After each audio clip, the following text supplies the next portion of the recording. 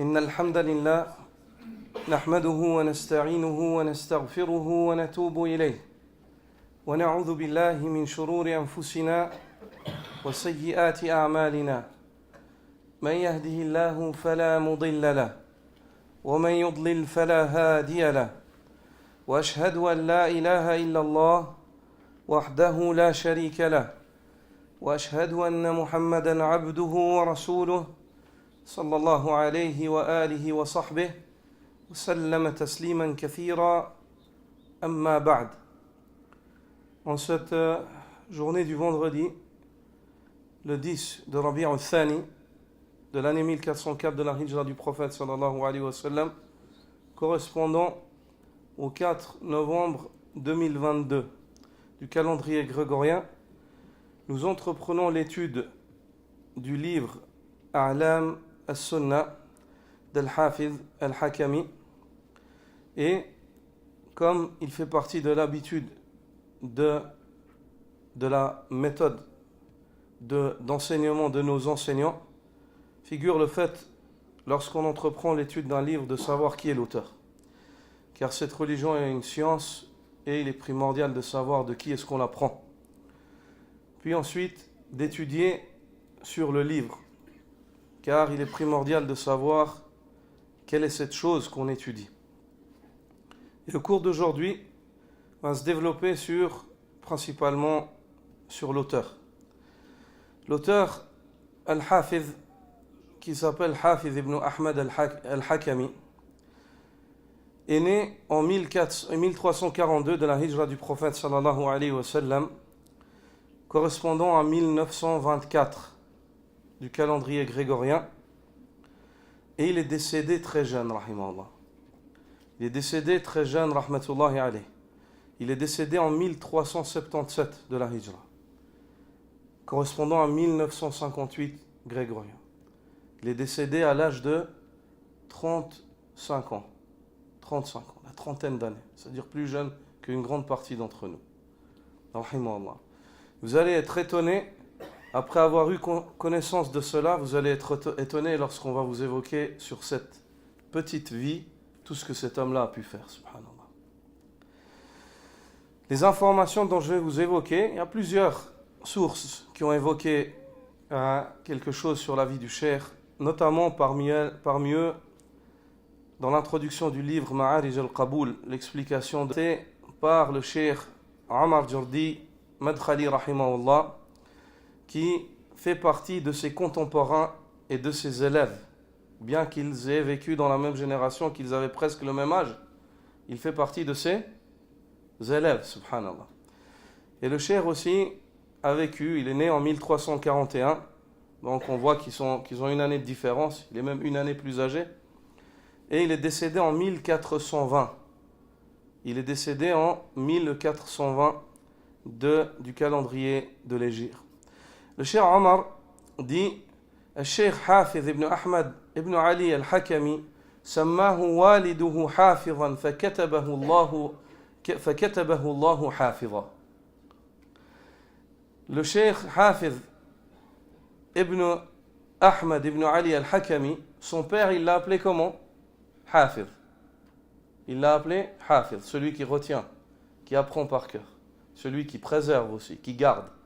Il l'a appelé comme ça, et Allah subhanahu wa ta'ala, il a décrété que cet homme soit un hafiz. Et vous allez voir dans son histoire comment est-ce qu'il apprenait. Des fois, il entendait une poésie comme ça, l'homme la récitait, et il pouvait lui la réciter entière tout de suite après. Subhanallah. Allah azza wa jalla a fait de lui un hafiz. Et cet homme-là, Al-Hafiz al-Hakami, Allah lui a accordé une part du nom par lequel il a été nommé. C'est-à-dire, il a tiré un héritage de son nom. Ibn al-Qayyim évoque dans son livre Tuhfat al-Wadud, il dit Likulli musamman min ismihi nasib. Chaque nominé, il a une part, il tire héritage de son nom. Tu l'appelles, souvent des gens, leurs parents les appellent comme ça, avec une ferme conviction. Tu verras que l'enfant, quelque part, il aura un trait de caractère ou quelque chose qui va se refléter sur lui dans son comportement dû au nom qu'on lui a donné. Subhanallah. Et certains des shuyukh, parmi les savants et les étudiants du hadith contemporain, ils ont dans leur manière et dans leur éducation, Ibn al-Qayyim l'a dit, il a dit likulli musamman min ismi nasib, il a évoqué ce fait, il a dit toute personne à qui on donne un nom, il a de fortes chances de tirer une influence, d'être influencé par le nom qu'on lui a donné. Ibn al-Qayyim l'a évoqué, mais il n'a pas évoqué d'argument quant à cela. Il n'a pas évoqué un dalil. Et certains des shuyukh lorsqu'ils ont lu cette parole d'Ibn al-Qayyim, ils ont dit cette parole, subhanallah, elle a percuté nos cœurs, mais il fallait qu'on lui trouve des dalils. C'est Ibn al-Qayyim qui l'a dit, mais il fallait qu'on lui trouve des dalils dans la sunna ou bien chez les salaf. Parce qu'Ibn al-Qayyim, c'est une génération plus tard. Mais la méthodologie des gens de la sunna, c'est pas de s'argumenter. Kalamul ulama la yustadallu bihi, bal yustadallu lahu. La parole des savants, on ne s'argumente pas avec la parole d'un savant, mais on lui trouve des arguments. On lui trouve des arguments. Et ce qu'ils ont fait, ils ont cherché dans la sunna. Certains d'entre eux, l'un d'entre eux m'a dit, et mon cœur s'est apaisé lorsque j'ai trouvé le récit de Abdullah ibn Umar ibn al-Khattab, qui a nommé son fils Salim, celui qui est sauvé. Il lui dit, Ya Salim, sammaytuka saliman li taslam. Il a dit, ô Salim, je t'ai appelé Salim pour que tu te sauves, pour qu'Allah te sauve. Ibn Umar a dit à son fils, ô Salim, sache que je t'ai nommé Salim en espérant fortement qu'Allah Azzawajal te sauve. En espérant fortement qu'Allah Azzawajal te sauve.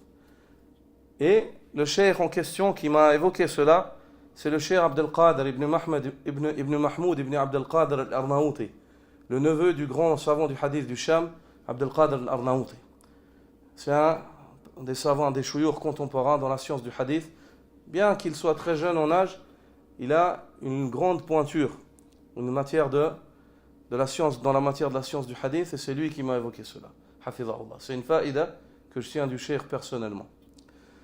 Ayyuha al-ikhwa, al-Hafiz al-Hakami, commençons par son nom, sa provenance. D'où est-ce qu'il vient? De quelle famille? Il s'appelle Hafiz ibn Ahmad ibn Ali ibn Ahmad al-Hakami. Il s'appelle Hafiz, fils de Ahmad, fils de Ali, fils de Ahmad al-Hakami.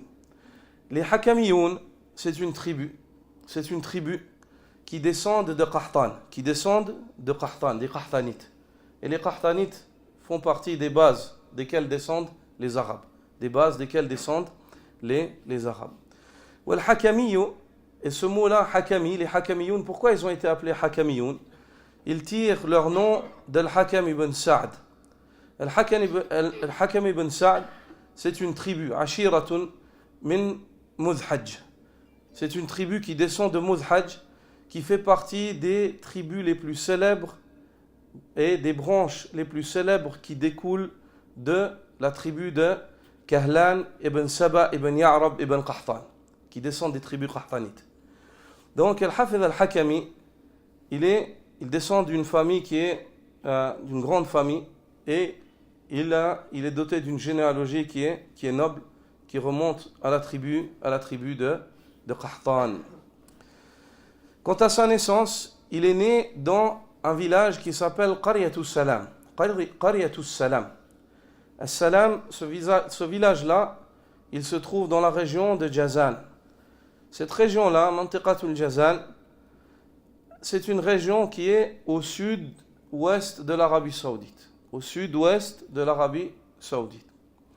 Et cette région-là, lui, il est né dans ce village, As-Salam, en 1342, le 24, pendant le mois de Ramadan. Puis, les gens de la région, d'une manière générale, ils avaient à peu près tous le mode deuil. C'était des gardiens de chameaux, leur richesse c'était les chameaux, c'était des gens de terre, des gens paysans, qui travaillaient la terre, des gens qui vivaient très modestement. Très modestement. Et son père l'a pris, lui et son frère, pour se déplacer dans le village de Jadi', qui est un village à proximité, pas très loin.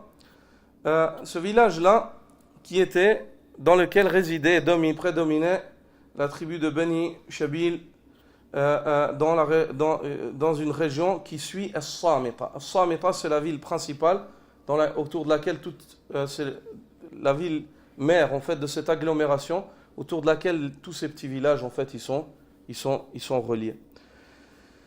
Il a grandi dans cette région-là et a travaillé et a servi, était gardien, était berger pour son père, et il travaillait, il était au service de son père. Puis il a commencé à apprendre la lecture de son grand frère Mohammed. Son grand frère Mohammed, son frère aîné Mohammed, qui avait été envoyé par son père dans les Kuttab, dans les Madaris, pour apprendre la lecture et apprendre la lecture du Coran. Donc la méthodologie dans ces régions-là, et dans les pays musulmans à l'époque, c'est que l'enfant, dans un premier temps, il apprend les lettres, et dès qu'il apprend les lettres, la première chose qu'on lui apprend à lire, c'est quoi? Le Coran. Le Coran. Et puis ensuite, il termine la lecture du Coran, et une fois qu'il a terminé la lecture du Coran et qu'il sait le Coran, après, on lui apprend le Coran par cœur, et ainsi de suite. C'est comme ça que commençait l'enseignement. Et dans cette région-là, d'une manière générale en Arabie Saoudite, mais dans cette région-là précisément, comment est-ce qu'ils apprenaient à lire le Coran? Ils terminaient la lecture du Coran, les enfants, c'est-à-dire en lisant par haraka. Bismillah, ba kasra sin, sukun bis, mim kasra mi, bismi. Ils lisaient comme ça. Tout le Coran, ils le faisaient comme ça. Quand ils terminaient tout le Coran comme ça, à ce moment-là, l'enfant, il savait kana mutqin lil qira'a, kana ya'rifu al qira'a. Il savait lire le Coran et il dominait la lecture correctement. Al-Hafiz al-Hakami, il a appris à lire comme ça. Dans un premier temps de son frère, puis ensuite, il a terminé le Coran avec son frère et il a appris, ensuite il s'est concentré sur l'apprentissage par cœur du Coran et l'apprentissage de l'écriture. Al-Hafiz, rahmatullahi alayh, il a réécrit en fait tout le Coran à la main. Il a réécrit tout le Coran à la main en écriture propre, et il a appris à l'écriture, et parmi les points par lesquels il se distinguait dès son jeune âge, c'était une belle écriture très propre. Une belle écriture très propre. Et puis, rahimahullah, ça c'est certaines paroles qui concernent sa vie et le contexte dans lequel il vivait. Ses caractéristiques physiques, Al-Hafiz était une personne qui était très carrée au niveau du physique. C'est une personne qui était robuste et forte, foncée de peau, rahimahullah, très peu barbu. Il avait une barbe, quelques poils, en fait, limite qui n'était pas très barbu, très poilu, comme sont certains Yéménites, parce que c'est une région qui est proche du Yémen. En fait, certains Yéménites, vous pouvez les voir, ils n'ont pas forcément des grosses barbes. Et Al-Hafiz était comme ça. Dans le Mantaqat al-Jizan, les gens, c'est un peu leur type, leur caractéristique. Il a vraiment le type des gens de sa région. Rahmatullahi alayh. Il était aussi très amical avec les frères qu'il fréquentait, ceux avec qui il gardait les bestiaux. Il faisait de la lutte ensemble. Il s'amusait, il jouait. Et souvent, en fait, il disait qu'il avait le dessus sur eux. Il avait le dessus sur eux, rahmatullahi alayh. Et parmi ses caractéristiques morales par lesquelles on le reconnaissait, c'est qu'il n'était jamais avare quant au fait de recommander le convenable et de réprimander le blâmable. Toute sa vie, chaque instant, chaque occasion qu'il avait de conseiller, il donnait un conseil. Il conseillait les gens, mais il était aussi un imam en cela. Il leur montrait l'exemple au préalable. Il était un exemple dans sa manière d'être et dans sa manière de vivre. Puis, par la suite, parmi les caractéristiques que l'on connaît de lui dès qu'il est arrivé à son âge adulte, c'est l'intérêt qu'il portait à la da'wa, à la prêche, et le service qu'il a rendu à son cheikh Abdullah al-Qara'awi. Il suivait son cheikh au doigt à l'œil. Malgré tout le savoir qu'il avait, il se disait jamais qu'il dépasse son cheikh ou qu'il a dépassé son cheikh. Il était reconnaissant envers la première personne qui lui a enseigné cela, et il le suivait et il le servait. C'est-à-dire il était au service de son enseignant dans la voie d'Allah subhanahu wa ta'ala. Il ne s'enorgueillait pas et il était modeste. Quant à l'étude de la science, comment est-ce qu'il a commencé à étudier le savoir? Hafid a commencé à étudier le savoir, comme on l'a évoqué. Dans un premier temps, ses premiers pas dans l'ilm, c'est avec son frère Muhammad, en apprenant les lettres, puis en apprenant à lire le Coran, en terminant la lecture du Coran, à la méthodologie des gens de son époque. Puis l'apprentissage du Coran très tôt. Avant l'âge de 12 ans, il a terminé le Coran, rahmatullahi alayhi, d'un très bon hifz, et d'une très bonne connaissance par cœur et maîtrise du livre d'Allah subhanahu wa ta'ala. Puis, s'en est suivi à cela le fait qu'il réécrive les livres. Il avait soif de savoir, mais il vivait dans une région où il n'y avait pas d'enseignants. Il n'y avait pas d'imam, il n'y avait pas d'enseignants. Il n'y avait pas de livres, pas de bibliothèque. Les livres, tu les comptais sur les doigts de la main. Par exemple, il savait que dans tel village, à 15-20 km, il y en a un qui possède ce livre.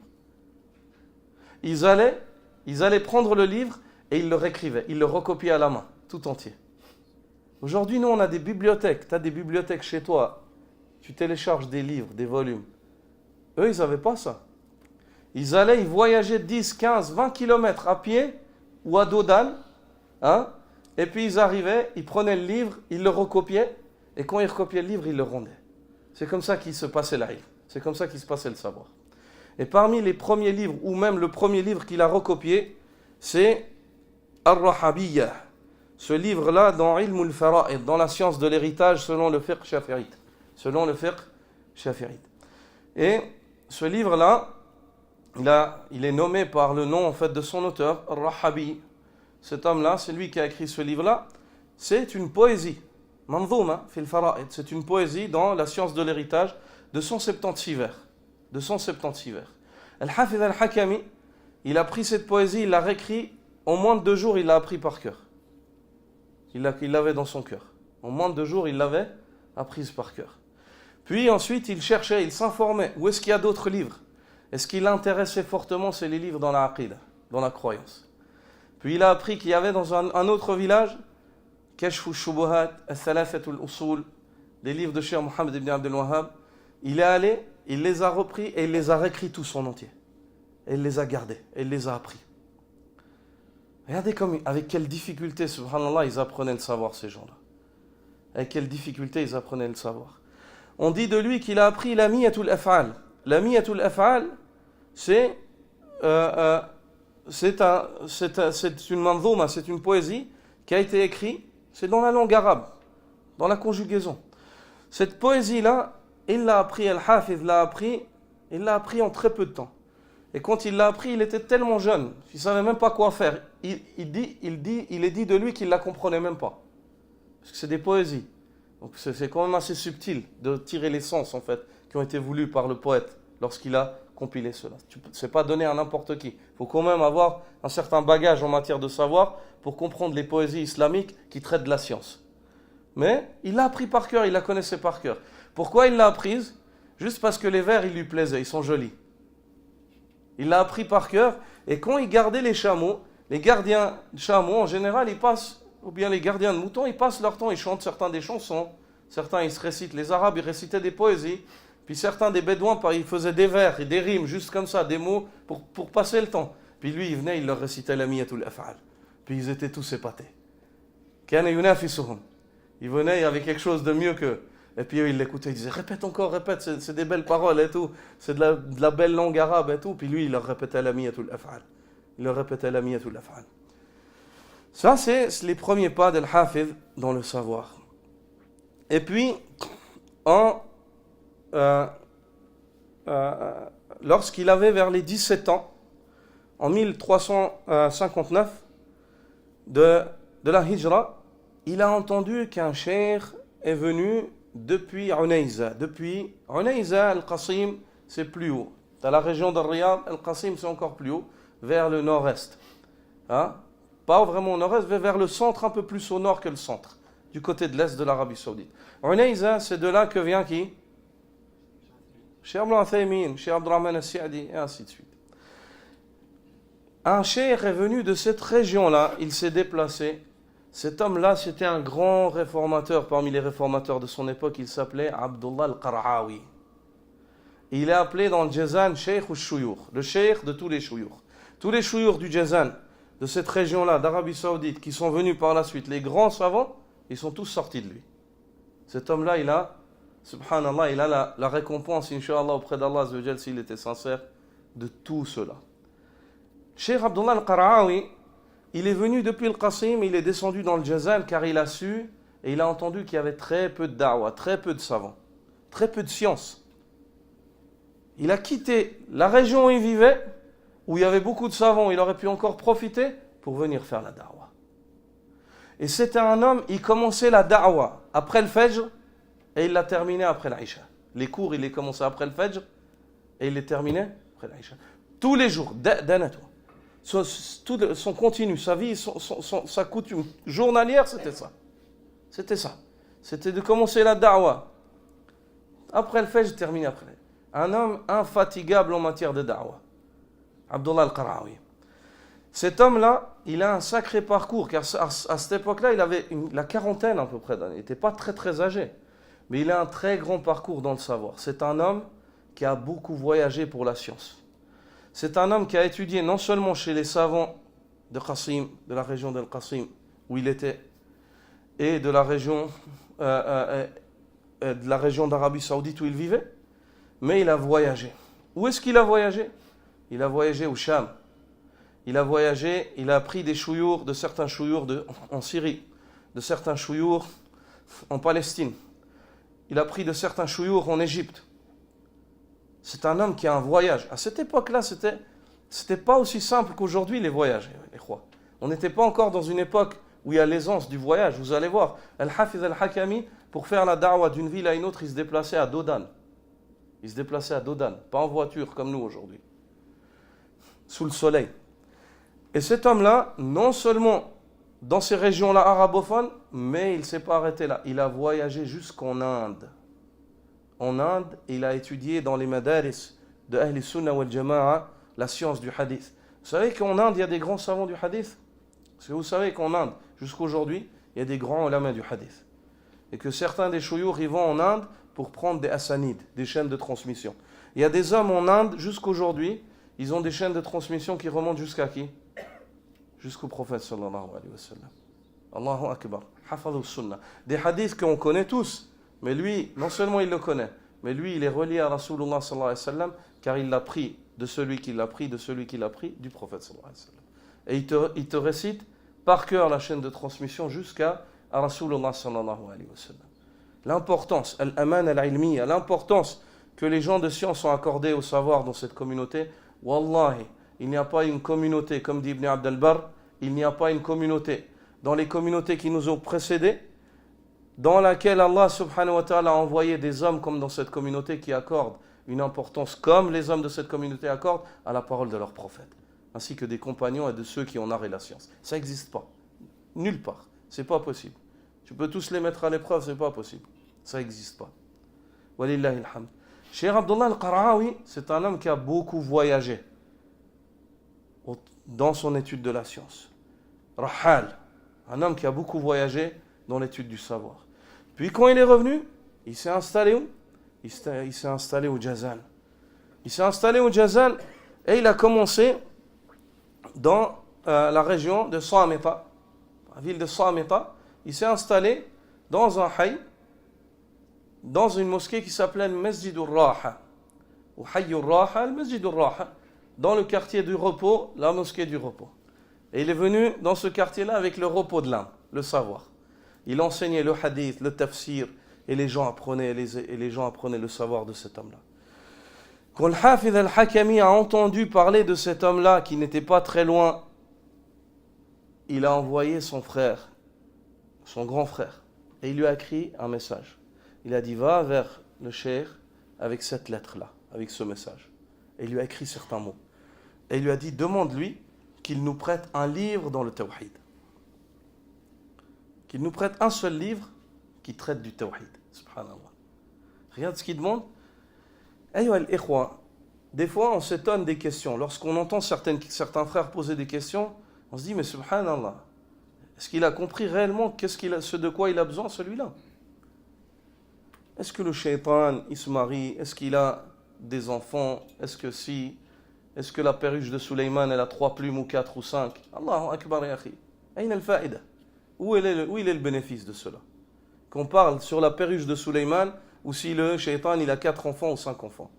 L'un des tabi'in, lorsqu'on lui a posé la question, il a dit, Ya Cheikh, ils lui ont dit, Shaitan lahu dhurriya. Le shaitan, il a une descendance, n'est-ce pas? Allah l'a dit. Il a dit oui. Hal lahu zawja.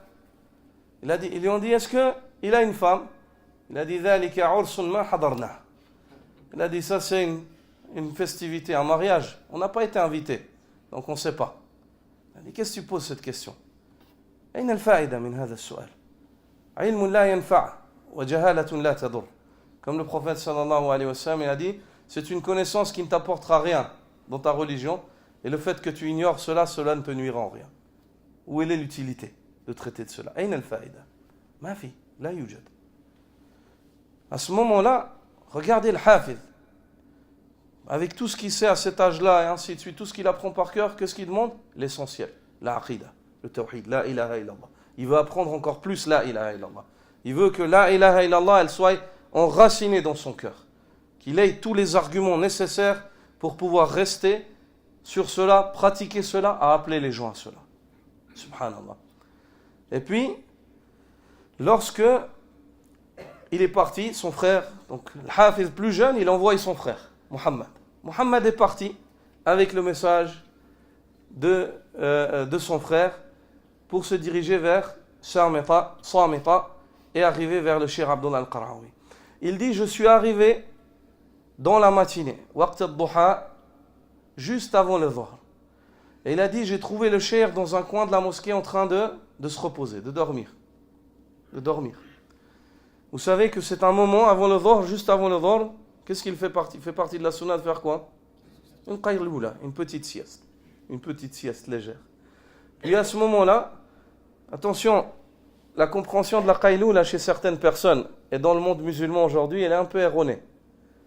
La qayloula, chez certaines personnes dans des pays chauds, c'est quoi? Ils font la prière du dhuhr, ils font la qayloula jusqu'au asr. هذه قيلولة هذا قتل الوقت. Ça c'est pas une qayloula. Ça c'est pas une qayloula, ça c'est le fait de tuer le temps. C'est le fait de perdre le temps. La qayloula, c'est avant le dhuhr de fermer juste un peu les yeux afin de retrouver de l'énergie et de continuer à profiter du temps qu'Allah subhanahu wa ta'ala t'a donné.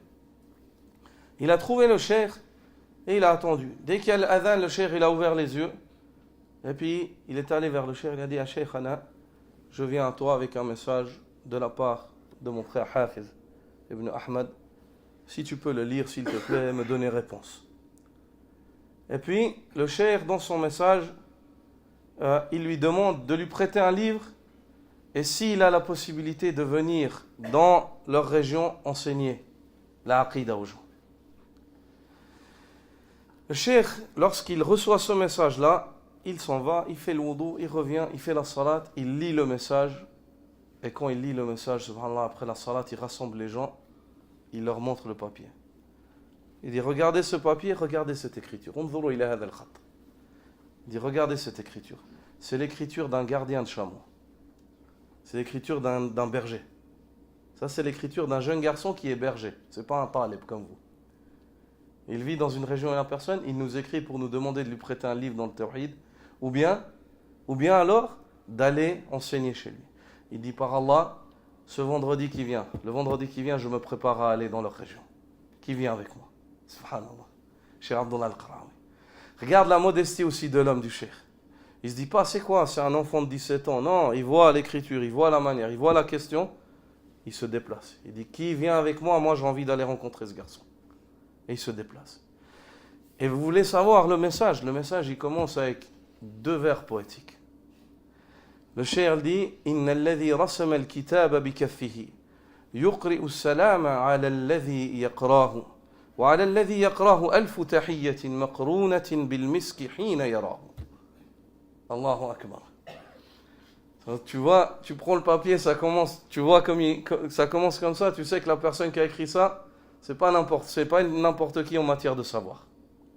Ce qui veut dire, Inna alladhi rasama al-kitaba bi kaffihi, celui qui a écrit cette lettre avec sa propre main, yuqri as-salama 'ala alladhi yaqrahu.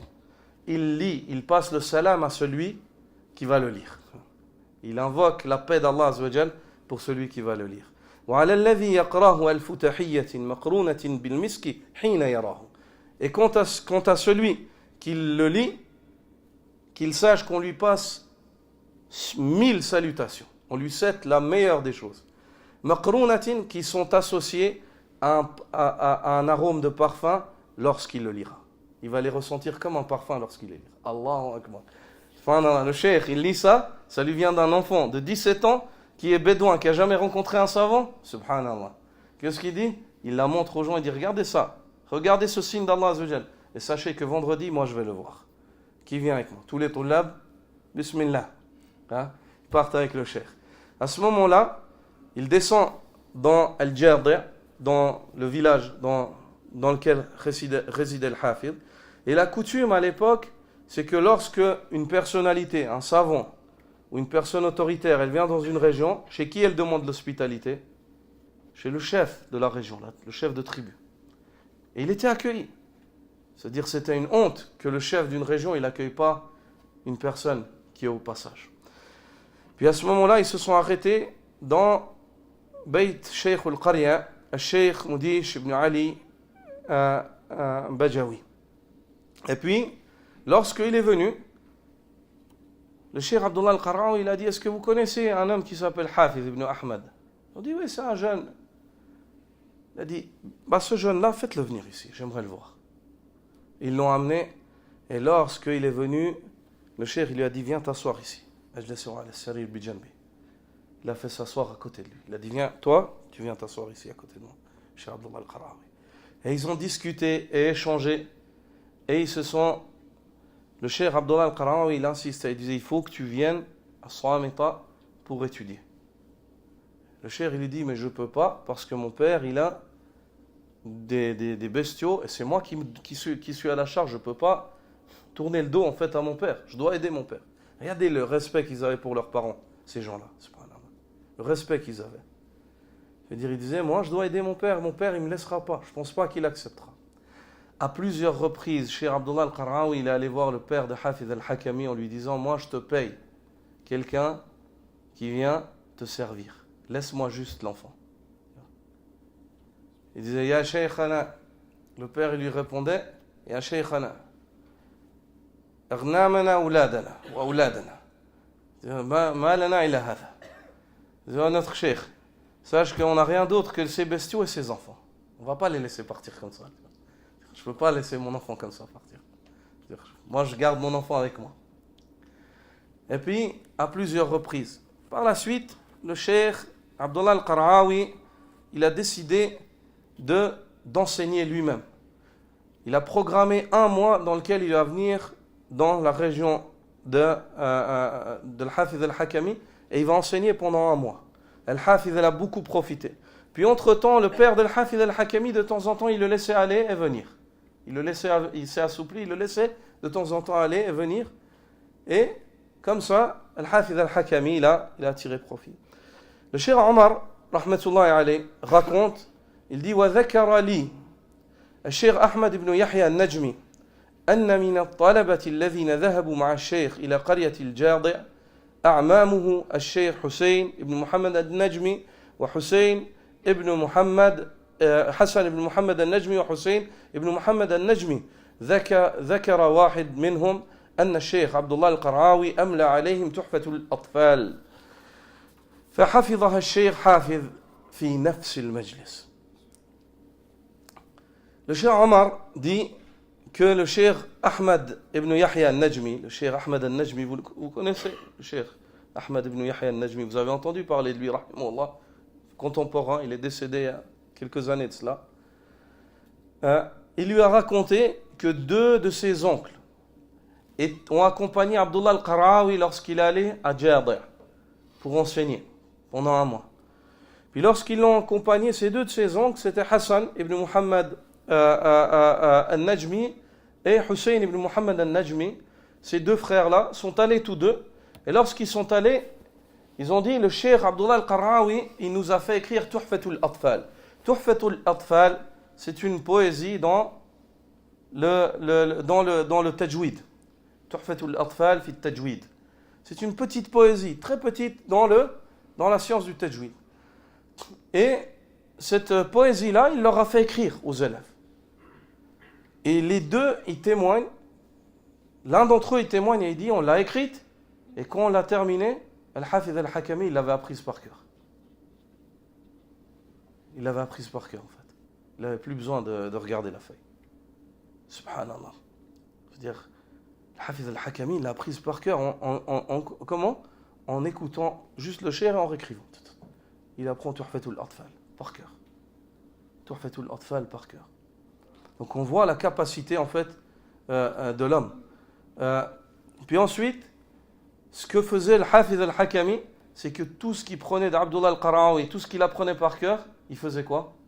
Il l'enseignait, en fait, aux gens de sa région, aux jeunes qui voulaient étudier de sa région. Il disait, vous voulez étudier ? Moi j'ai appris ça du cher, venez, asseyez-vous.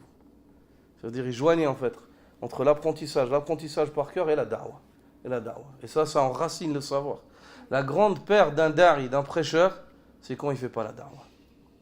Quand un prêcheur ne fait pas la da'wa, son savoir, il disparaît. Il disparaît. Tout autant pour une personne qui ne met pas en pratique ce qu'il apprend. Qui ne met pas en pratique ce qu'il apprend. Puis, l'année 1360 de la Hijra, quel âge il avait à ce moment-là ? Il est né en 42. Quel âge il avait ? 1360. 18 ans. À l'âge de 18 ans, il s'est enraciné, il a commencé à s'adonner totalement. Tout temps libre qu'il avait, il le donnait à la science. Tout temps libre qu'il avait, il le donnait à la science. C'est de là qu'il a commencé, en fait, si on peut dire ça comme ça, il a passé une vitesse encore supérieure dans l'apprentissage du savoir et le fait de le transmettre.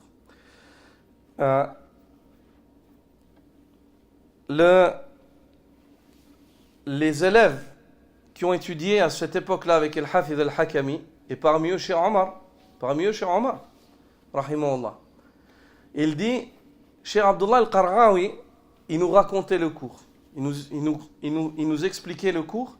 Quand il terminait le cours, il faisait quoi ? Il disait, lève-toi Hafidh, lève-toi, et il se levait à l'âge de 18 ans. Il se levait et il lui disait, redis tout ce que j'ai dit.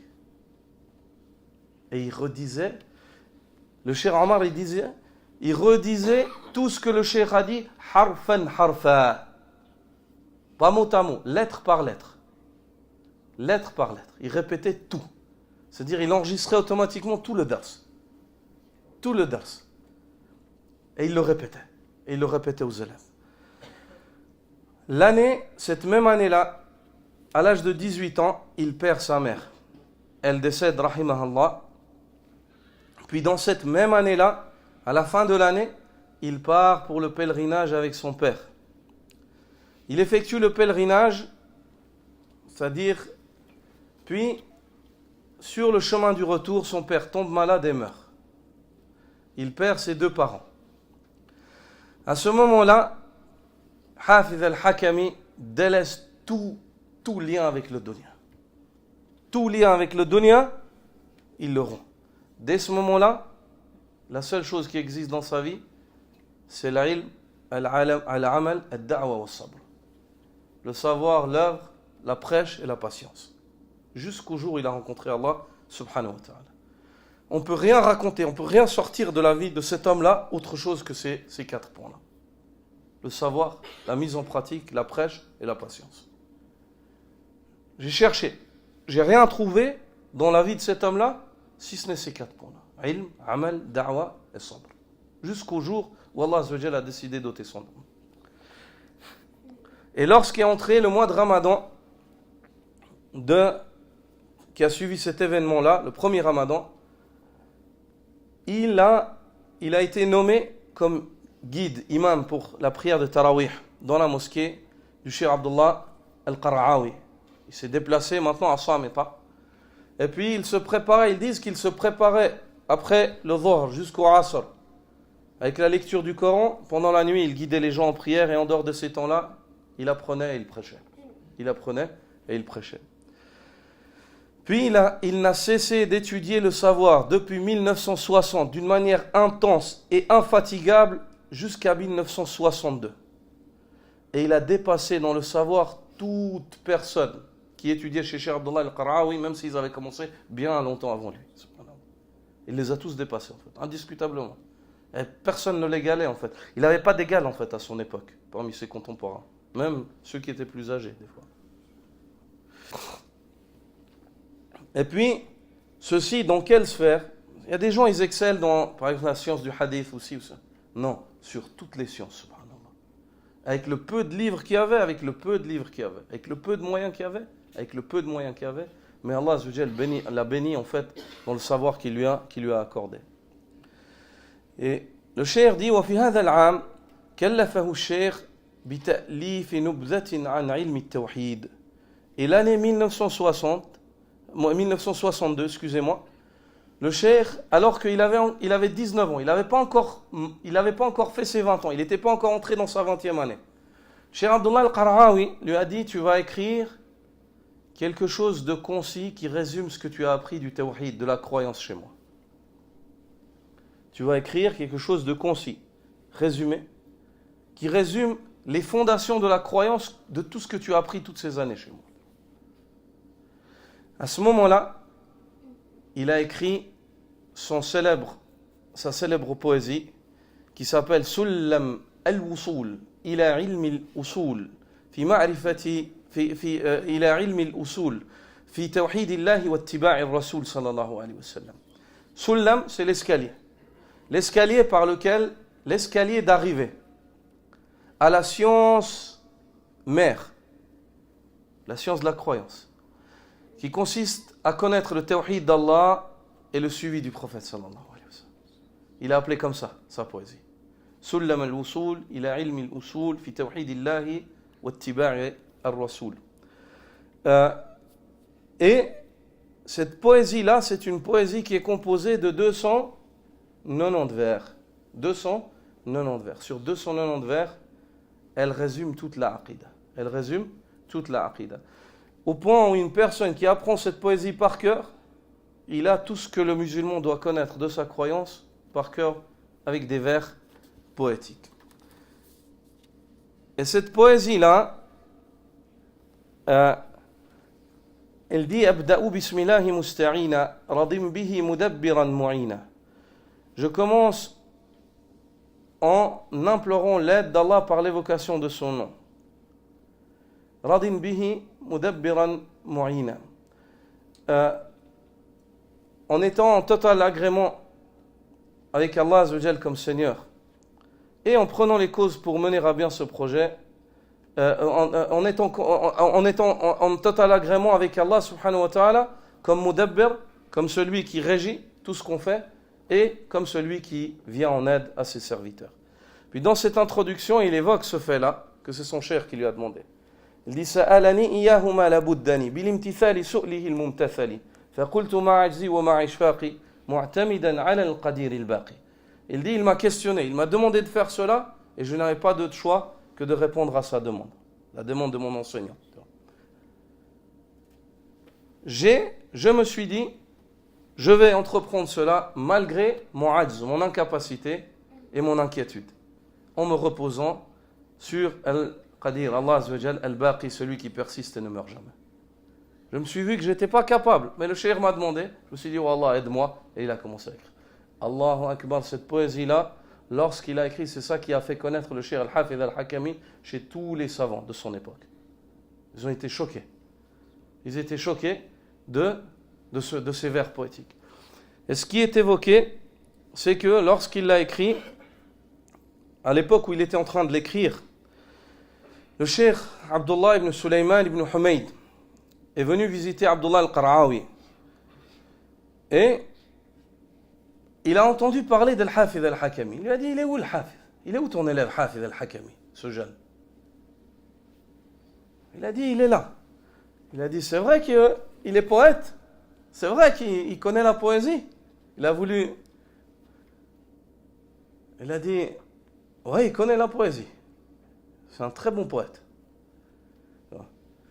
Et quand Al-Hafidh Al-Hakami est venu, Cheikh Abdullah ibn Humayd, rahimahullah, il l'a accueilli en fait avec les vers du poète lorsqu'il dit لقد سمعنا بأوصاف لكم كملت فسرنا ما سمعناه وأحيانا من قبل رؤيتكم نلنا محبتكم والأذن يعشق قبل القلب أحيانا قبل العين أحيانا والأذن تعشق قبل العين أحيانا.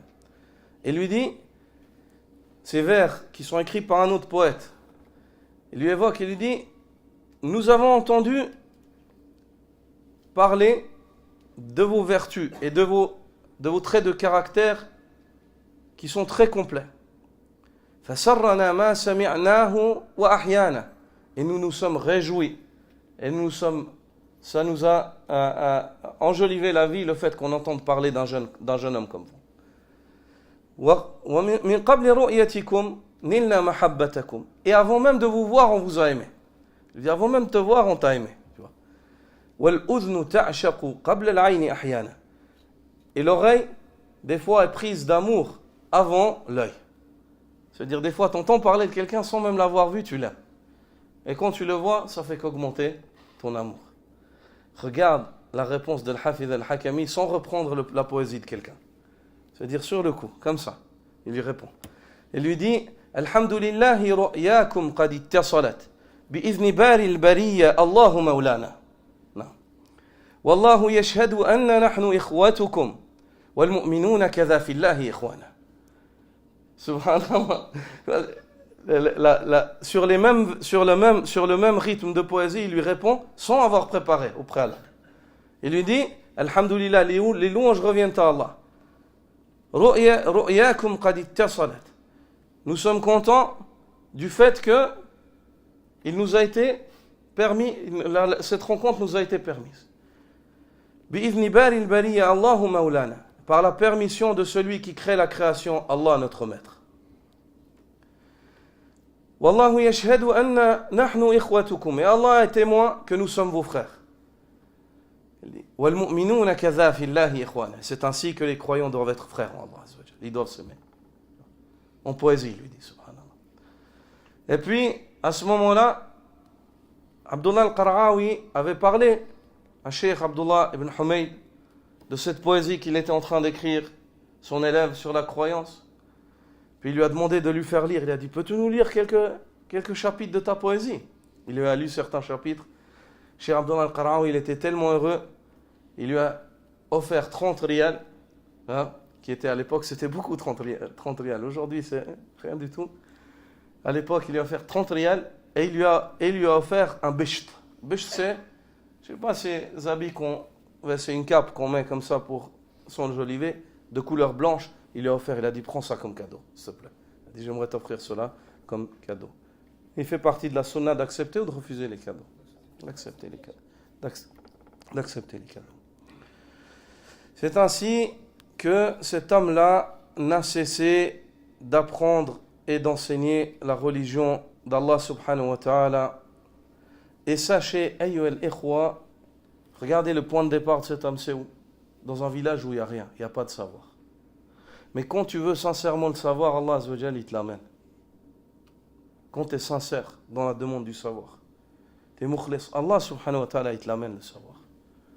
Mais quand tu es sincère dans la demande du savoir et que tu veux le savoir, quand il est à ta porte et qu'il est à portée de main, tu ne lui tournes pas le dos. Tu ne lui tournes pas le dos. Regarde cet homme, il est parti de rien. Il n'y avait rien. Rien. Contré, rien. Gardien, chameau, rien. Subhanallah, malgré cela, regarde où est-ce qu'il est arrivé. Et cet homme-là, il n'a pas eu 50 savants, 50 enseignants, il a eu un seul enseignant, Abdullah al-Qara'awi. Un seul enseignant, Abdullah al-Qara'awi. Un seul enseignant, Abdullah al-Qara'awi. Si tu peux mettre sur Dine, frère. Il a eu un seul enseignant, c'est qui? C'est Abdullah al-Qara'awi. Et l'autre cheikh chez qui il s'est assis, un seul cheikh chez qui il s'est assis pendant peut-être un mois, ou très peu de temps, pendant qu'il est resté à la Mecque, c'était en 1367. Chez le cheikh Abdurrazzaq Afifi. Un cheikh d'origine égyptienne qui était enseignant au Haram Mekki, à Mecca, parmi les grands savants de Mecca. Mais en dehors de cela, c'est Cheikh Abdullah al-Qara'awi, son enseignant. Et regarde où est-ce qu'il est arrivé en matière de savoir. Si l'homme il est sincère et motivé, Allah subhanahu wa ta'ala, il lui ouvre les portes et il lui facilite. Al-Ikhwa, parmi les œuvres de l'Hafiz al-Hakami, et quand on regarde ses œuvres et ce qu'il a écrit, on remarque plusieurs choses. Quand il écrit dans l'éducation et la poésie, tu te dis que c'est un homme, c'est un poète. Quand il écrit dans le tafsir, dans le commentaire, tu te dis que c'est un mufassir. Quand il écrit dans le hadith, tu te dis que c'est un savant du hadith. Il excelle dans tous les domaines, subhanallah. Dans tous les domaines, il est excellent. Dans tous les domaines du ilm, il est excellent. C'est très rare de trouver des savants qui excellent dans tous les domaines. Dans tous les domaines. Ibn al-Qayyim, rahimahullah, vous vous rappelez le hadith du prophète sallallahu alayhi wa sallam lorsqu'il compare le bénéfice que l'on tire du savant face à l'adorateur, c'est comme le bénéfice de la lune face aux étoiles. Pourquoi il dit, Allah Azza wa Jalla a évoqué la lune en parabole au savant? Parmi les choses qu'il évoque, c'est que la lune, elle n'est pas pareille. Des fois, elle est petite, des fois, il y a la pleine lune, des fois, il y a un quart de lune. Il dit, c'est ainsi, les savants, ils ne sont pas pareils dans leur science. Il dit, il y a certains savants qui sont comme la pleine lune, plein de savoir sur toutes les sphères. Plein de savoir sur toutes les sphères. Al-Hafiz al-Hakami, Inch'Allah, il était comme ça, rahmatullahi alayhi. Sur toutes les sphères, il était débordant d'ilm, malgré le peu de moyens qu'il avait. On comprend, quand on analyse la vie de cet homme, on comprend que si l'homme il est sincère, il est mukhlas. Et si l'homme il est patient, et si l'homme il s'accroche et ne se détourne pas de la quête de savoir, malgré le peu de moyens, Allah lui donne beaucoup de savoir. Combien d'autres personnes, ils peuvent baigner dans les moyens, et nous faisons partie de ceux-là. On baigne dans les moyens, à portée de main, chez toi, tu as les moyens. Et on n'apprend rien. Et on n'apprend rien. Parmi les œuvres qu'il a écrites, la première de ces œuvres, c'est Sullam. Sullam al-Wusul ila ilmi al-Usul fi tawhidillah wa ittiba'i ar-Rasul sallallahu alayhi wa sallam. C'est cette poésie-là de 290 vers dont on a évoqué avant. Il l'a écrite où il avait à peine 20 ans. Il l'a complétée quand il avait 20 ans. Il l'a complétée à l'âge de 20 ans. La deuxième de ses œuvres, c'est Ma'arij al-Qaboul. Ma'arij al-Qaboul, c'est l'explication de Sullam al-Wusul. Il a écrit lui-même l'explication de sa poésie. Il a écrit la poésie. Cheikh Abdullah al-Qara'awi, il a dit, écris un livre dans lequel tu expliques. Il a imprimé sur 2 volumes, ou 3 volumes selon la maison d'édition, Ma'arij al-Qaboul. Parmi les points avec lesquels se distingue Ma'arij al-Qaboul, c'est le fait qu'il t'amène sur des choses très pointueuses dans la aqida, des arguments que tu trouveras très rarement dans d'autres livres. Parmi les récits, les hadiths ou les récits des compagnons ou des tabi'in. Parmi les livres qu'il a écrits, il a écrit Nail al-Soul fi tarikh al-umam wa sirat al-Rasul. C'est une poésie de 970 vers. 970 vers qui parlent de l'histoire et de l'histoire du prophète sallallahu alayhi wa sallam. Parmi les livres qu'il a écrits, il y a Wasilatul Husul ila Muhimmatil Usul fi Usul al-Fiqh. Dans la science de Usul al-Fiqh, c'est à nouveau une poésie qui est composée de 640 vers. Il écrivait tout en poésie en fait, rahimahullah. Il écrivait presque tout ce qu'il écrivait, il l'écrivait en poésie. Parmi les livres qu'il a écrits qui sont impressionnants et qui témoignent de sa pointure en matière de jurisprudence hanbalite dans le fiqh, il y a As-Subul as-Sawiyya fi fiqh as-Sunan al-Marwiyya. C'est une poésie de 2420 vers. De 2420 vers qui traite de l'argumentation en matière de jurisprudence. Et parmi ce qu'il a écrit, il y a le livre que nous allons étudier qui s'appelle A'lamu sunnati al-manshura bi'tiqad ou li'tiqad at-ta'ifati an-najiyati al-mansura su'al wa jawab fi at-tawhid. A'lam as-Sunnah al-Manshura. Ce livre-là, ils l'ont traduit en français la croyance musulmane de son question-réponse. Mais le titre du livre, c'est pas comme ça. Le titre du livre, c'est A'lam. A'lam, c'est quoi? Les étendards, les drapeaux. A'lam as-Sunnah, les étendards de la Sunnah répandue. Les étendards de la Sunna qui viennent se répandre, afin de mettre au clair, d'expliquer la croyance du groupe sauvé et soutenu par Allah. Il s'appelle comme ça le livre.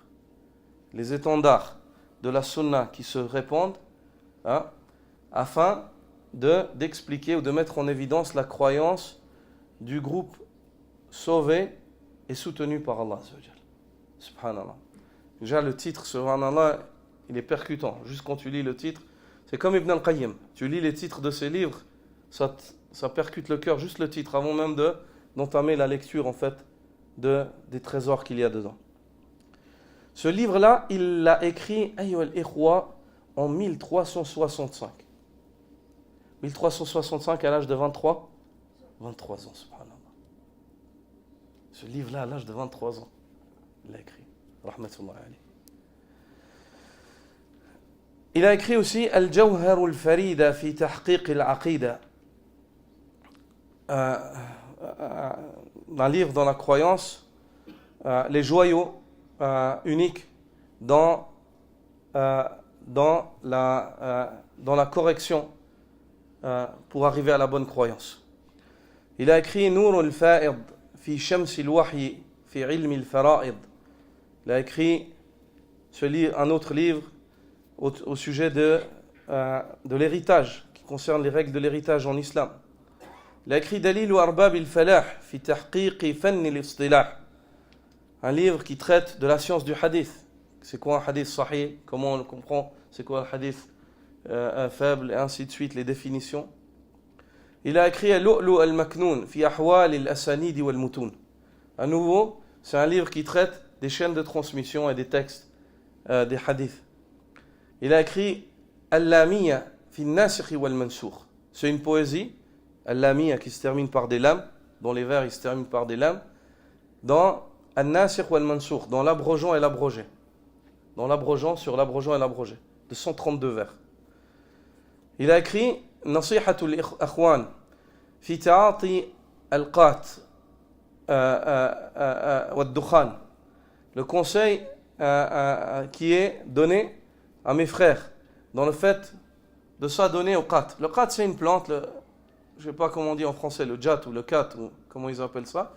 Le kat, voilà. C'est une plante qu'ils mâchent, et puis c'est excitant, c'est une sorte d'excitant, ils ne dorment pas pendant des jours, ils mâchent, ils boivent le thé. Et puis c'est une drogue en fait, en somme. Et certaines personnes, ils l'interprètent, ils disent non, c'est énergisant, c'est pas une drogue, ils cherchent des droites, des gauches, à droite à gauche pour se rendre licite qu'Allah nous en préserve, ainsi pour la fumée aussi, le dukhan. Et le cheikh, il a écrit une poésie pour conseiller ces personnes-là qui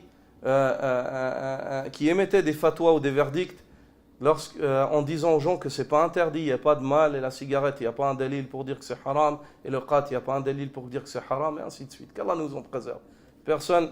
Une personne qui cherche en fait dans la religion des arguments pour se permettre ce qui pourrait le conduire en enfer, qu'Allah nous en préserve. Qu'Allah nous en préserve.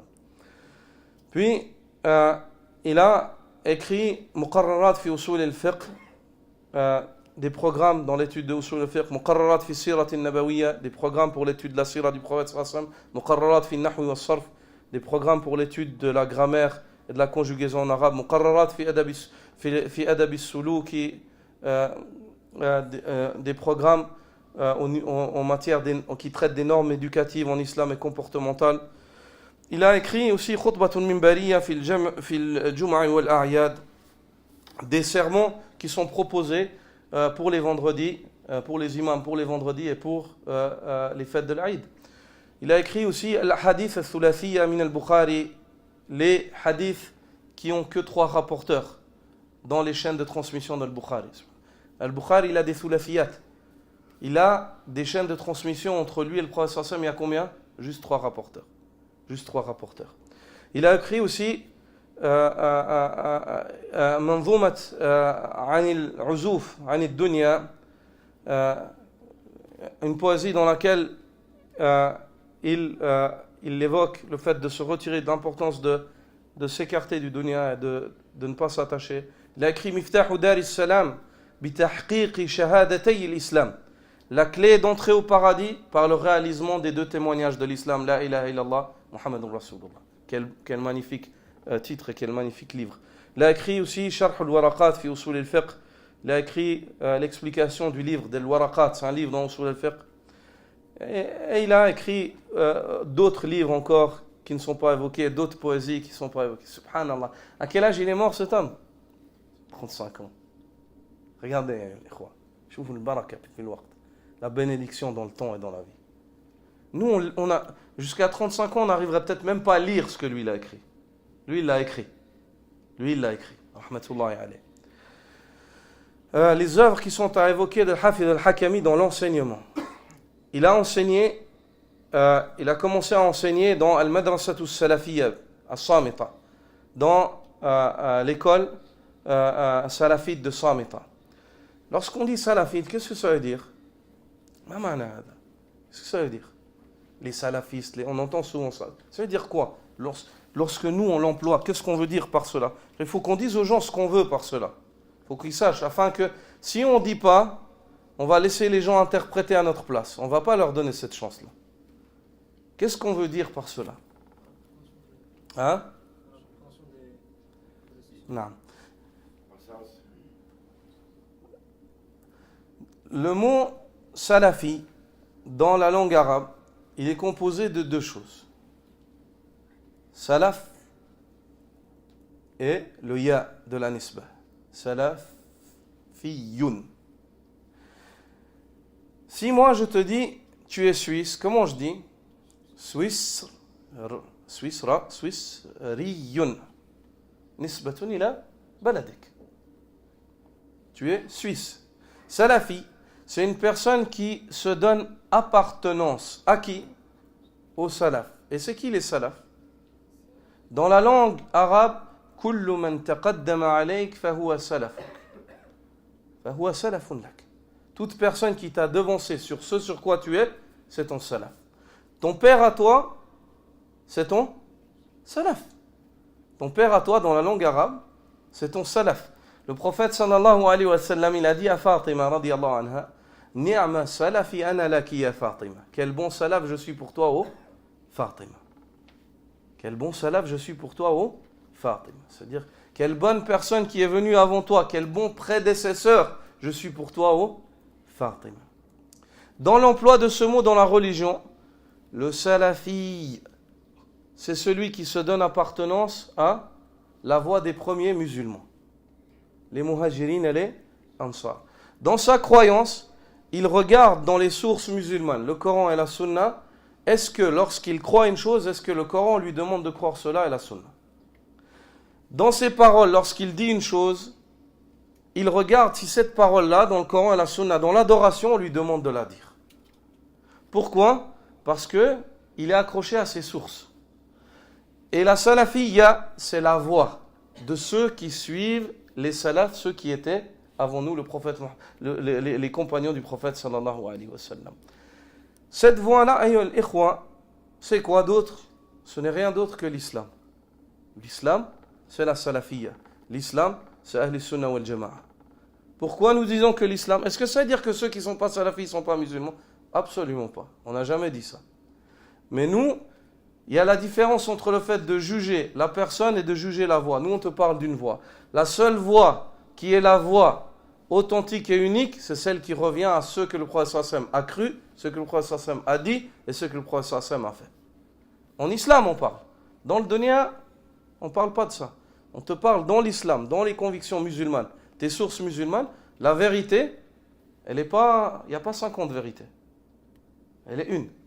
La vérité, dans la croyance, c'est le fait que ta croyance, elle soit conforme à celle des muhajirin et des ansar, que le fait que la voie que tu suis, elle soit conforme à celle des muhajirin et des ansar. Dans la jurisprudence, est-ce qu'il y a des divergences? Il y a des divergences, il y en a eu. Ces divergences-là, elles sont excusées majoritairement où elles sont comprises majoritairement. On les comprend. Pourquoi elles surviennent? Pourquoi? Parce que des fois, il y a un savant qui a reçu le hadith, il a émis un avis selon le hadith qu'il a eu. Des fois, un autre savant, il a vu que le hadith, il est faible, il a émis le hadith, il a émis l'avis selon le jugement qu'il avait sur le hadith, ou sur... et ainsi de suite. Ça, c'est pas un problème. Mais dans la voie c'est quoi? Ashhadu an la ilaha illallah, ashhadu anna Muhammadan Rasulullah. Ça, c'est le surat al-mustaqim. C'est que ta croyance en Allah Azza wa Jal et en ce en quoi Allah te demande d'avoir foi, elle soit correcte, et c'est le chemin que tu suis, qu'il soit conforme à celui du prophète sallallahu alayhi wa sallam. Ça, c'est la voie. Ça, c'est l'islam. Ça, c'est la salafiyya. Ça, c'est la salafiyya. Non. Il était enseignant donc dans Al-Madrasatu Salafiyya bi Samita, dans l'école salafite à Samita. Thumma bi Madrasati Qaryati al-Jadi'. Puis il était enseignant dans son village à Jadi' à l'école. Puis ensuite il a enseigné à l'école An-Najamiyya dans la même année. Puis il a été enseignant à l'école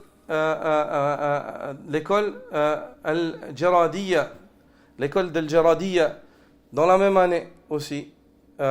Et ceci, qu'il y ait, ils sont chers ou pas. Même quand Cheikh Abdullah Al-Qara'awi il était là, il ne lui demandait pas d'arrêter Al-Hafiz Al-Hakami. Il disait non, même si moi je suis là, tu continues à enseigner. Parce qu'il connaissait le niveau de son élève. Il connaissait le niveau de son élève.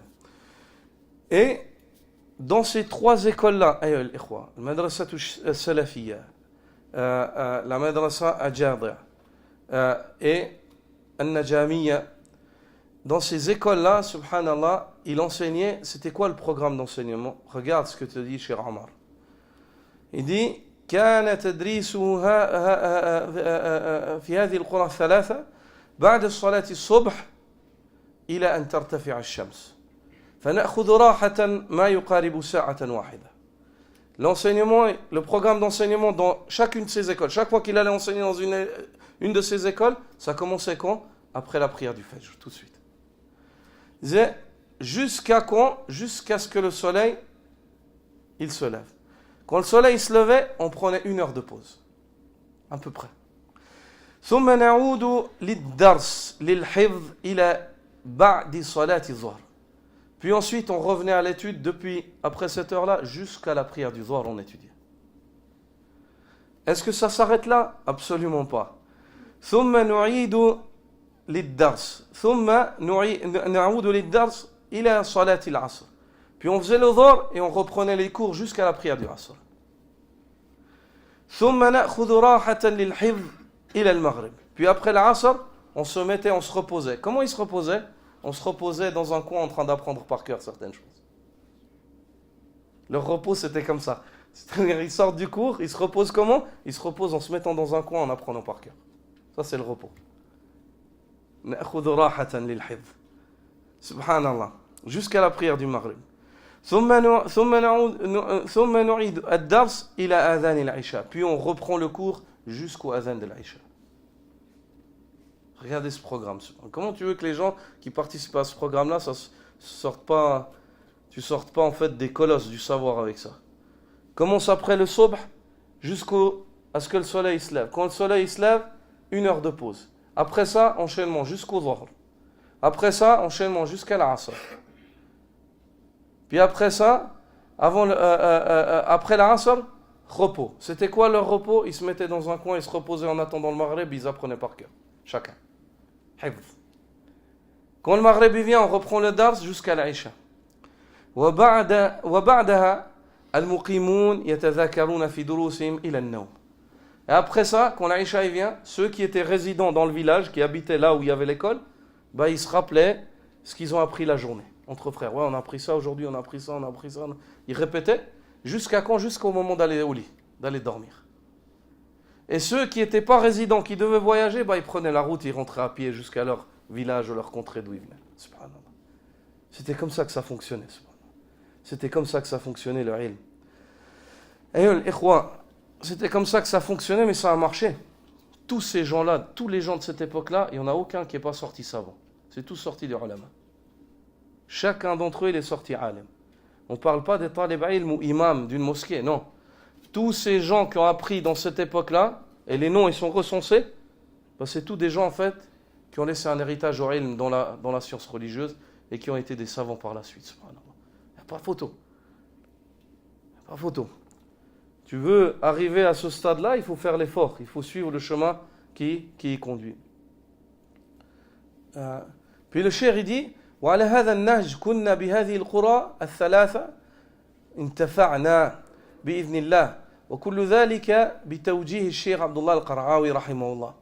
Et dans ces trois villages, en suivant cette méthodologie-là, on a beaucoup profité, il dit le cheikh Omar رحمه الله, par la permission d'Allah et en suivant la méthodologie qui était dictée par cheikh Abdullah al-Qar'awi. Puis ensuite, il a œuvré en 1364 à l'âge de 22 ans en tant qu'enseignant dans la ville de Bish pendant une courte période. Puis après ça, il s'est déplacé à Sabia dans la mosquée. Il a enseigné dans la mosquée Markaz al-Imara. Puis il a enseigné à Dimn et il est resté peu de temps en tant qu'enseignant. Il s'est beaucoup déplacé, Cheikh Al-Hafiz Al-Hakami. C'est-à-dire, tout le Jazan, ils ont appris de lui, subhanallah. Là, en fait, tous ces villages-là, c'est des villages et des agglomérations différentes dans la même région. Et son cheikh Abdullah al-Qar'awi, il lui a acheté un âne. Il n'avait même pas d'âne. Il lui a acheté un âne pour se déplacer d'une contrée à une autre. Et il se déplaçait avec un âne d'une contrée à une autre, subhanallah. Puis, il est revenu à Samita. Et il a commencé à enseigner en 1367 dans le village de As-Salam. Puis, durant le mois de Safar, il a enseigné là-bas depuis le mois de Safar jusqu'au mois de Rajab 1368. Après cela, le cheikh Abdullah, il lui a ordonné de revenir à Bish. Et il est revenu dans cette ville-là en tant qu'enseignant. Et là, à ce moment-là, il a eu beaucoup d'élèves. C'est là où il a eu un afflux d'étudiants qui est venu étudier auprès de lui. Et puis il leur enseignait, à ce moment-là, il dit le cheikh Omar, il leur enseignait laylan wa naharan bijid wa nashat fastafada minhu at-talaba fa'idatan kabira. Quand il est revenu dans cette région-là, il a recommencé à leur enseigner, il leur enseignait jour et nuit, sans arrêt, infatigable. Il faisait que d'enseigner, enseigner avec grande motivation. Et cheikh Omar dit, les élèves ont profité de lui comme ils n'ont jamais profité auparavant d'un enseignant, comme ils n'ont jamais profité auparavant d'un enseignant. Et ceci, ça a été la cause de la revivification de la pratique religieuse dans la région du Jazan. Le ilm, il n'y a pas photo. Tu veux que les gens y pratiquent, il faut qu'ils sachent. Si les gens ils savent pas, l'envie de pratique, elle baisse. Quand tu entends un cours et t'entends, tu es motivé. Quand tu entends une khutbah, un sermon, tu es motivé pour pratiquer.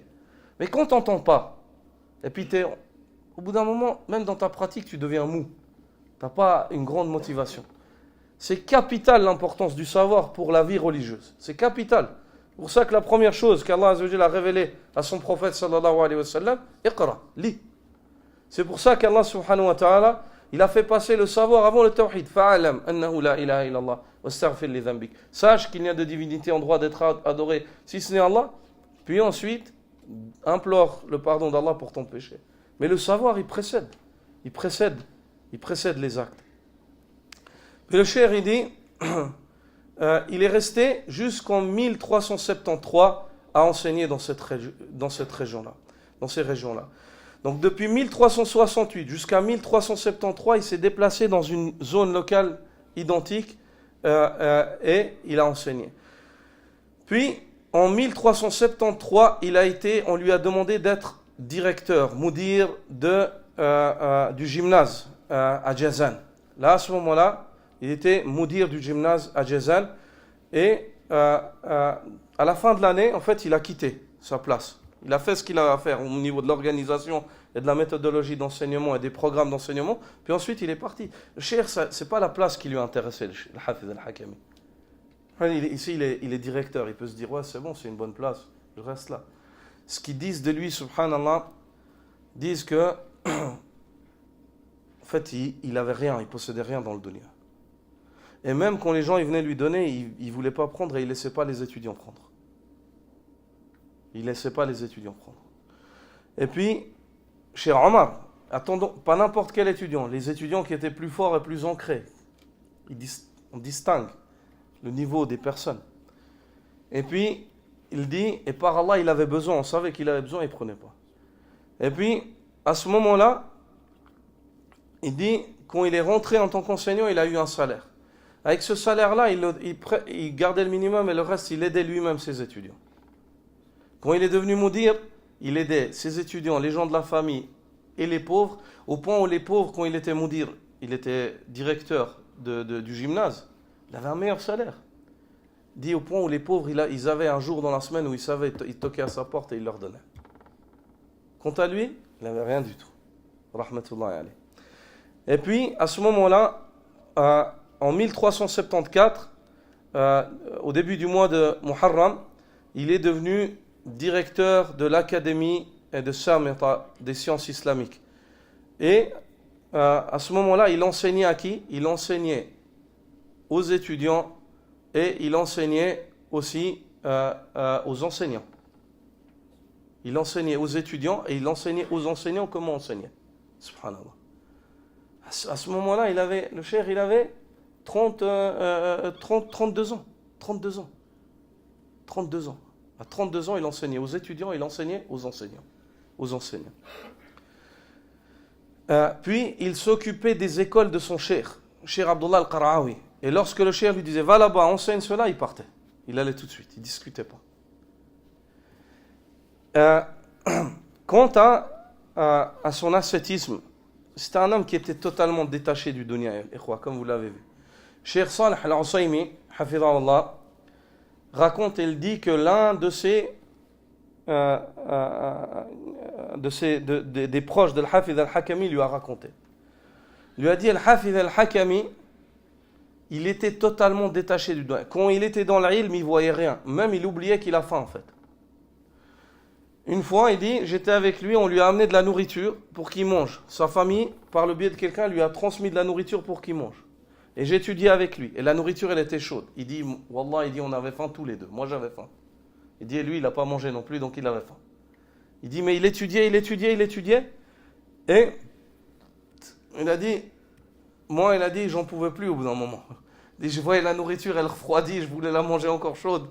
Je lui ai dit, un cheikh, la nourriture, elle est là. On mange, je lui dis. On mange. Il a dit, mange toi si tu as envie. Moi, je n'ai pas le besoin. Il a dit, Allah Azzawajal me donne mieux, tu vois, à ce moment-là. Mange. Moi, il dit, par Allah, je ne veux pas te gêner, toi, mange. Il a dit, je l'ai mangé. Il a dit, même moi, j'avais presque plus envie, elle était toute froide, la nourriture, tellement attendue. Mais il a dit, lui, subhanallah, il n'a même pas mangé.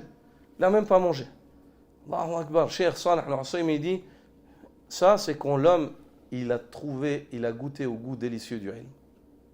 Quand il a atteint un degré où il goûte au goût du ilm, Allah, toute chose qui le fait sortir de là, c'est un dérangement.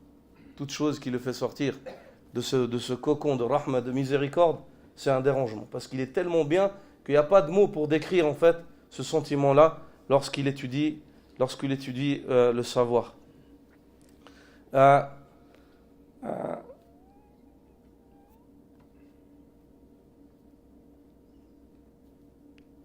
Je vous ai évoqué le fait que chez Omar dit, et un homme est venu et il nous a distribué 10 riyals et le cheikh nous a interdit de les prendre. Je vous ai évoqué cela. Et il a voulu leur enseigner que on ne prend pas facilement les choses comme ça à ses élèves qui étaient plus proches. En 1374, le roi Saoud de l'époque, il est venu et il a voulu donner à Al-Hafidh al-Hakami tout un cornet, tout un paquet avec de l'argent. Il y avait plus de 10 000 riyals. Je vous ai dit que 30 riyals c'était beaucoup à l'époque. Imagine-toi 10 000 riyals. 10 000 riyals et il y avait d'autres biens en fait dedans. Al-Hafidh al-Hakami, il a pas voulu les prendre. Il les a pas pris. C'est Cheikh Abdullah al-Qara'awi qui les a pris. Il a dit, quant à moi, je les prends pas. Il dit, je vous remercie, mais je les prends pas. C'est Cheikh Abdullah al-Qara'awi qui les a pris. Il ne possédait rien, dit Cheikh Omar. La seule chose qu'il possédait, c'était Cheikh Abdullah al-Qara'awi. Et Cheikh Abdullah al-Qara'awi, il voyait que lui, il possède rien, il prend rien. Et c'est lui qui le soutenait. Et jusqu'au jour où il a commencé à travailler dans l'enseignement. Puis là, à ce moment-là, il avait juste son salaire. Comme je vous ai dit, Son salaire en tant qu'enseignant, il n'était pas très très grand, mais malgré cela, il distribuait de cela. Quand il est devenu directeur, il avait encore plus de moyens, il distribuait encore plus, rahmatullahi alayh. Puis en 1367, le cheikh Abdullah al-Qaraawi, il lui a donné sa fille en mariage. Il a marié la fille de son cheikh en 1367. Puis par la suite, il lui a trouvé encore 2 femmes. Il lui a trouvé encore 2 femmes à son élève. Quand il a vu la qualité de l'homme et le khayr qui peut découler d'un homme comme ça. Et celui qui désire prendre connaissance du zuhd de l'Hafidh al-Hakami, il peut lire la qasida al-Ha'iyya. Il a une qasida qui se termine par des ha, une poésie. Et je vous évoque certains vers du début, lorsqu'il dit Mali walid dunya wa laysat bi bughyati. Wala muntaha qasdi wa lastu ana laha. Wa lastu bimayyalin ilayha wala ila ri'asatiha natnan wa qubhan lihaliha. Hiya ad-daru darul hammi wal ghammi wal ana. Sari'un taqaddiha qaribun zawaluha. مياسرها عسر وحزنها وحزن سرورها وارباحها خسر ونقص كمالها. Il dit, qu'ai-je à faire donc de ce dunya alors qu'elle n'est pas ma source de désir, elle n'est pas mon but ultime et je ne suis pas fait pour elle. وَلَسْتُ بِمَيَّالٍ إِلَيْهَا, et je ne serai pas de ceux qui s'inclinent vers le dunya et ni à la recherche de position dans ce dunya, car je méprise le dunya et les positions hautes dans le dunya. وَهِيَ الدَّارِ, elle est la demeure de la difficulté, demeure du souci et du tourment. Très vite s'en vont ces journées et très bientôt vient sa fin. مَيَاسِرُهَا عُسْرٌ, les facilités du dunya sont une difficulté en réalité. وَحُزْنٌ سُرُورُهَا, et les sources de bonheur dans le dunya sont des sources de tristesse. وَأَرْبَاحُهَا خُسْرٌ, et les gains du dunya sont une perte. وَنَقْصٌ كَمَالُهَا, et le fait de se compléter dans le dunya, c'est un manquement dans l'au-delà. Oh, subhanallah, les vers poétiques. Elle est bien plus longue, mais ça c'est le début en fait de cette poésie-là. Et pour clore ce qui a été évoqué, le cheikh dit والحقيقة كان الشيخ حافظ ابن أحمد الحكمي قد ألهمه الله والده بتسميته حافظ فصار اسما طابق مسماه ومن فضل الله عليه خاصة وعلى هذه البلاد عامة أن هيأ الله وصول هذا الداعية الشيخ عبد الله القرعاوي إلى هذه الديار بعد أن كان الشيخ حافظ راعيا في غنمه لا يستطيع السفر إلى البلاد البعيدة لطلب العلم. Le cheikh dit, en réalité, le Hafidh al-Hakami, son père l'a appelé Hafidh et il a tiré profit du nom réellement que son père lui a donné et fait partie des faveurs d'Allah Azza wa Jal sur ce pays, précisément dans la région du Jazan, le fait qu'il ait amené Cheikh Abdullah al-Qaraawi ici. Enfin, regarde cet homme-là, il est venu, il s'est déplacé, ça a été la clé de tout cela. Ça a été la clé de tout cela. Quand les sources du khayr elles se rejoignent, il y a un grand khayr qui surgit. Quand les sources du khayr, les gens aux bonnes intentions, ils se rencontrent, c'est obligatoire qu'il y ait un bien qui naisse, qui surgisse de cela. Et ici, ce bien-là, entre ces deux hommes-là, qu'est-ce qui a surgi? Toute une région de savants, toute une région de savants, de ulama, de tullab al-ilm. Malgré le fait que si on analyse cette situation, l'homme c'était un gardien de bestiaux. Il vivait dans une région qui était la plus éloignée du savoir qui soit. Les gens, ils ne savaient même pas lire et écrire dans cette région. Même pas lire et écrire. Pas de livre. Il cherchait un livre, il devrait marcher 20 km et le réécrire à la main pour avoir un livre. Malgré cela, regarde ce que Allah subhanahu wa ta'ala peut faire. Si l'homme est patient et si l'homme il est convaincu. Bis-sabri wal yaqin tunalu al-imamatu fi ad-din. C'est par la patience et la conviction qu'on arrive à être un imam dans la religion. Quant à la fin de sa vie et sa mort, le cheikh a accompli plusieurs hajj En 1360, il a fait le pèlerinage avec son père, comme on l'a évoqué. Hein. Puis ensuite, en 66, après cela, il a fait le pèlerinage avec des étudiants à lui. Puis ensuite, en 60 et quelques, une troisième fois, il a fait le pèlerinage en bateau. Al-Jazan, tu peux aller en bateau en face de la Mecque, jusqu'à Jeddah, et puis tu peux passer à Mecca. Il y a la mer en fait. Tu peux remonter tu remontes et tu arrives dans la région mecquoise, dans l'agglomération mecquoise. Et à partir de 1370, il a fait le pèlerinage chaque année jusqu'à sa mort. Chaque année. À ce moment-là, parce qu'il y avait les voitures après. Donc le déplacement, il était facile. Chaque année, il allait en voiture avec des groupes d'étudiants. Il faisait le pèlerinage chaque année. En 1377, c'est le dernier pèlerinage qu'il a effectué. Et il a fait At-Ta'ajjul. C'est-à-dire que le 12e de Dhul Hijjah, il a quitté Mina.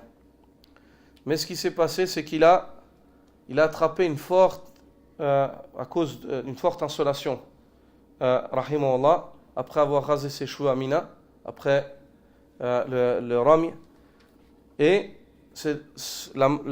il a été pris de forte fièvre et la maladie elle a commencé à augmenter. Il n'était pas bien, fatigué.